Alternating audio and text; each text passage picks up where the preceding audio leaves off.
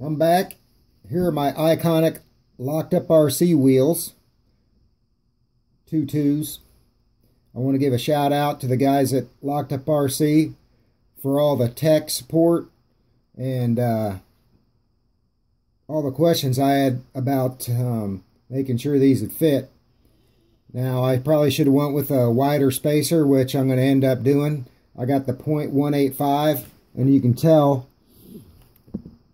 it's the clearance between the wheel and the back of the wheel and the knuckles, not very much. I haven't mic'd it or anything, but I'm afraid when I get the tire on there and get it tightened up, it's probably going to hit. Being, you know, there's no tire in here, so you can see how close it is to the wheel. So I'm going to get a spacer to space it out some more and go from there. And you can tell it's almost, you know, the threads are almost out. So other than that, I love the wheels. I like the 2-scale lug nuts for the center. They're pretty sweet. And the tool that I got from them. But goes together like that. And then I went with the black bead lock screws for the outside and got the little tool for that as well. So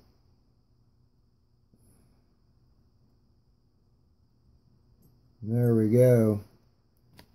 Pretty nice. I wanted to go with, I couldn't make up my mind. I couldn't figure out if I wanted black wheels or the, you know, the chrome. So I wanted polished to break up the black, because I thought too much black, you know, but, you know, everybody's got their own choice and opinion. But I hope you like it. I appreciate all the help from Locked Up RC, and give me a like.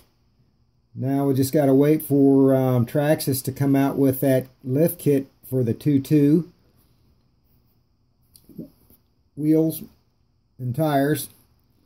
But I figured I'd get a head start now and get everything worked out.